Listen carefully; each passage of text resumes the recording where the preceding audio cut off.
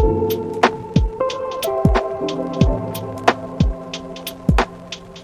Students, welcome to Kusum classes. तो बच्चों, आज की इस वीडियो में हम करेंगे इंग्लिश ट्रांसलेशन। उम्मीद करती हूँ पूरी वीडियो को आप ध्यान से सुनोगे और आपको ज़रूर ये कहीं ना कहीं हेल्पफुल लगेगी। धन्यवाद। हेलो गाइस, आज की स्टोरी का नाम है द सेल्फिश जाइंट, मतलब कि स्वार्थी दानव। जाइंट मतलब होता है जो लंबा सा होता है, दानव जैसा, जैसे कि ये नॉर्मल हाइट से बड़ा होता है। The story the selfish giant is set on the giants garden, मतलब कि जो स्टोरी है सेल्फिश जाइंट मतलब कि स्वार्थी स्वार्थी राक्षस, स्वार्थी दानव, वो उसके गार्डन पे आधारित है, उसके गार्डन के बारे में है। When the giant stopped the children for playing in his garden, मतलब कि जब जाइंट ने अपने गार्डन में बच्चों को खेलने से मना कर दिया, the garden turn white with frost, मतलब कि उसका गार्डन है वो सफ़ेद बर्फ से ढक गया। The spring never arrived in his garden, और जो बस स्प्रिंग मतलब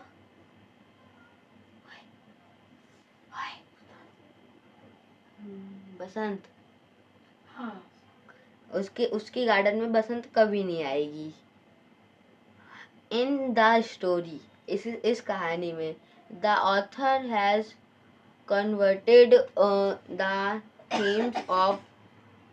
themes of humility, kindness, love, sharing and care, मतलब कि इस कहानी में ऑथर ने बताया है धैर्य रखना और दयालु और प्यार को बांटना चाहिए, उसका ध्यान रखना चाहिए।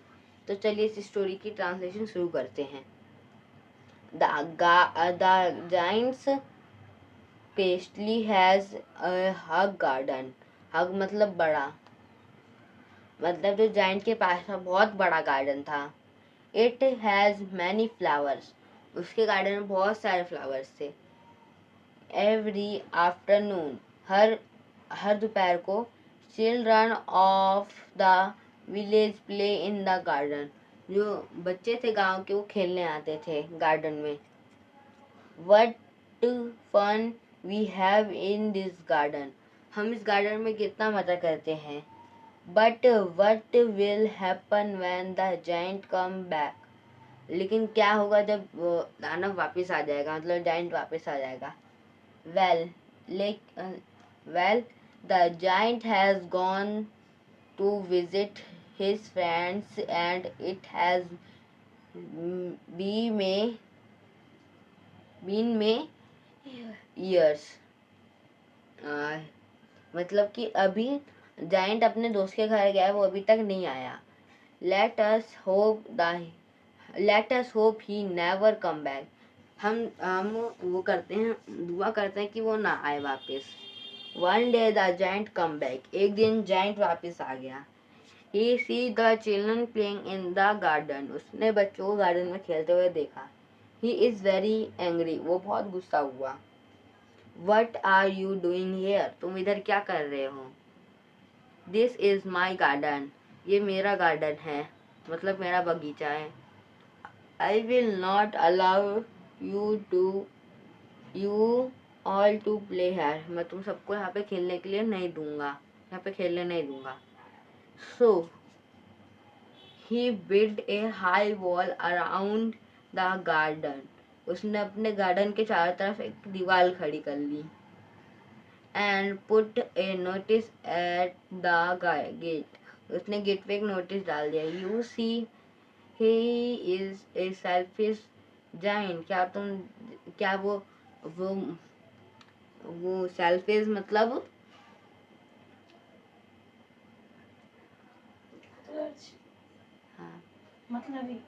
हाँ मतलबी जाइंट है।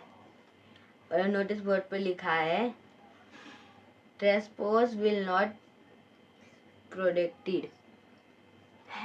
क्या क्या क्या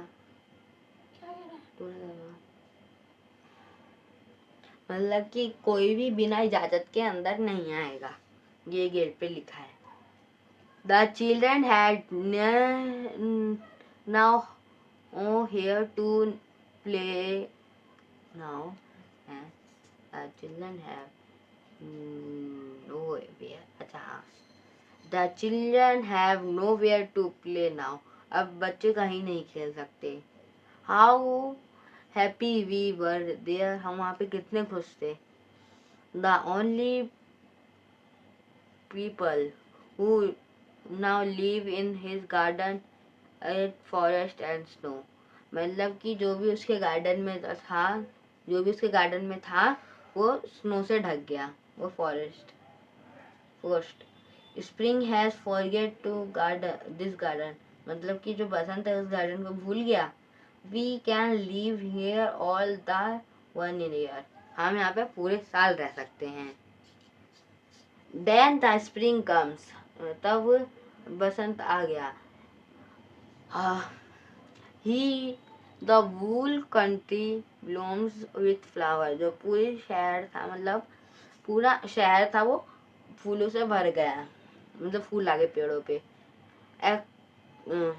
export the of the giants garden. उस जाइंट के गार्डन को छोड़कर. The spring does not visit his garden. जो स्प्रिंग थी उसके गार्डन में नहीं आई.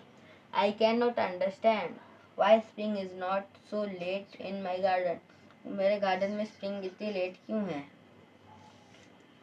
The giant is sad. Giant ने कहा he wait for the spring. उसको स्प्रिंग का इंतजार करना चाहिए. But the spring does not come. लेकिन अगर स्प्रिंग नहीं आई. One day.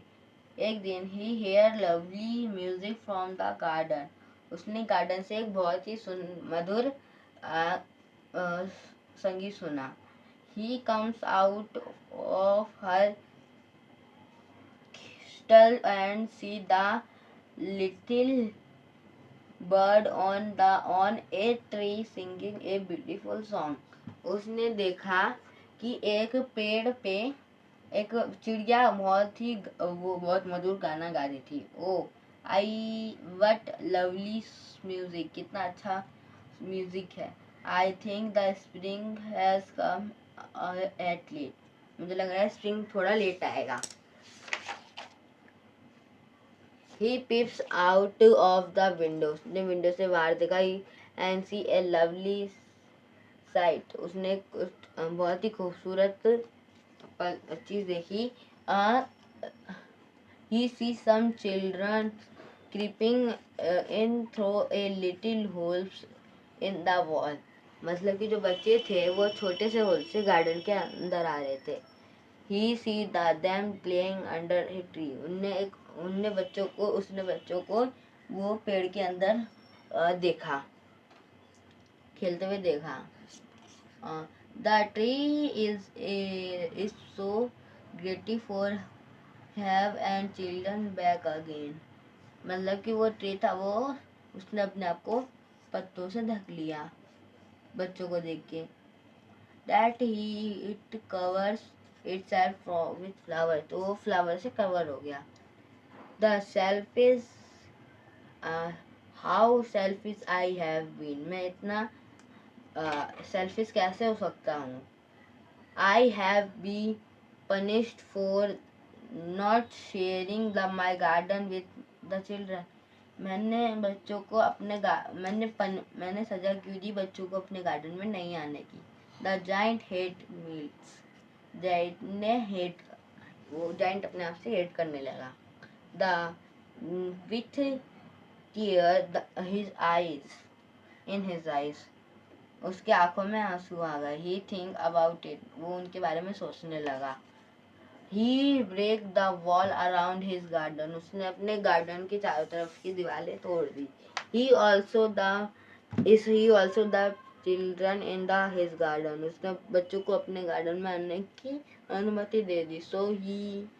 So his garden is filled with a louder of children. उसका गार्डन बच्चों की आवाज़ों से भर गया. Now the giant often join the children in their games.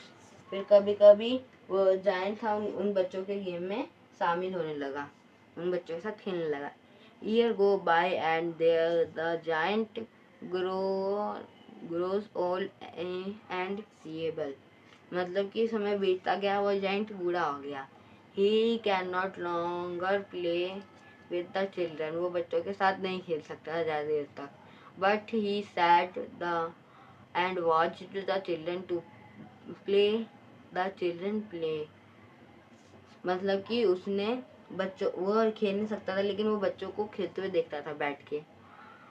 Believe me, मेरे पे भरोसा करो, the spring never forget to visit the giant's garden, कि मेरे पे भरोसा करो कि तुम्हारे गार्डन में अब स्प्रिंग आना नहीं भूलेगी। मैसेज, ये स्टोरी एक मैसेज देती है,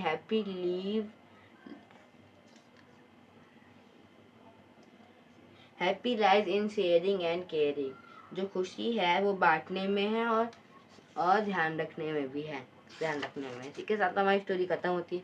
अगर आपको अच्छी लगी तो please like and subscribe. Thank you for watching.